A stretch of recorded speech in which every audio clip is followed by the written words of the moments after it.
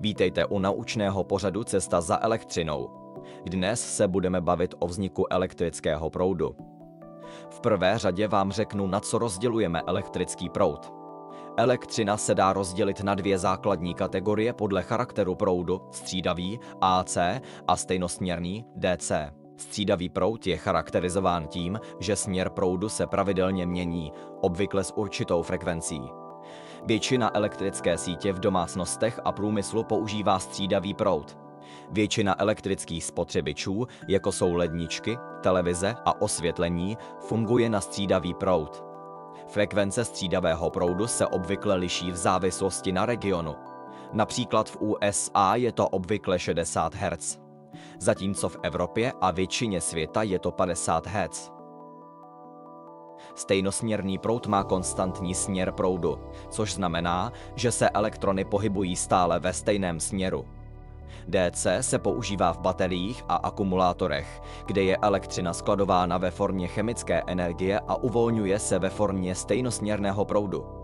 Některá zařízení a aplikace, jako jsou mobilní telefony nebo počítačové čipy, vyžadují stejnosměrný proud. Převod mezi střídavým a stejnosměrným proudem je možný pomocí přístrojů nazývaných invertory a usměrňovače.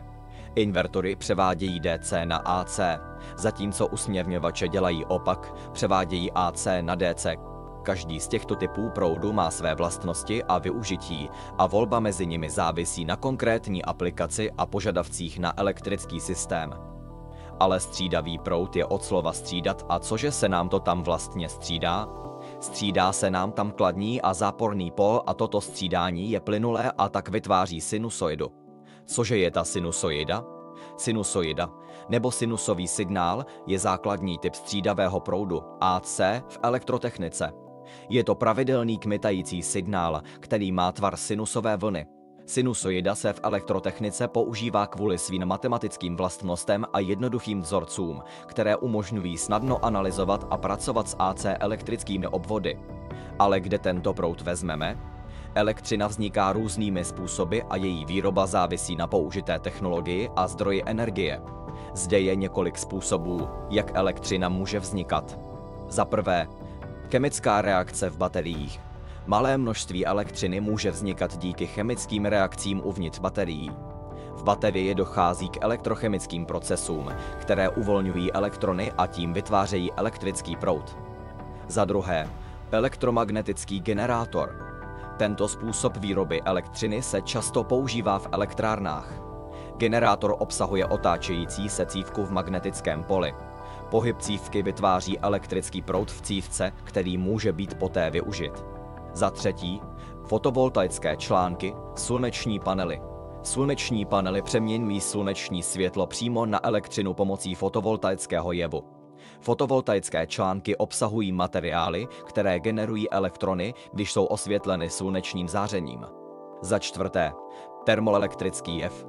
Termoelektrický jev využívá rozdílu teplot mezi dvěma konci materiálu k vytvoření elektrického napětí.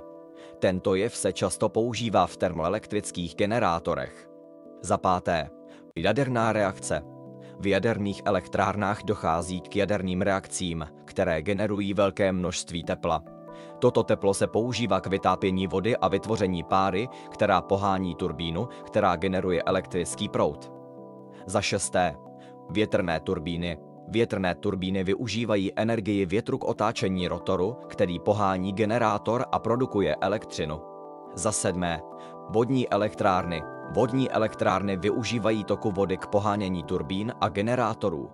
Tento pohyb vody je přeměňován na mechanickou energii, která je následně přeměněná na elektrickou energii. Každý z těchto způsobů má své výhody a omezení a je vhodný pro různé aplikace a geografické oblasti. Elektřina je také často vyráběna kombinací těchto metod, aby se zajistila stabilní dodávka elektrické energie. A teď víš, na co se na elektrický proud rozděluje a kde se vlastně získává. A to je konec, snad se vám líbila tato videoprezentace a na viděnou zase příště.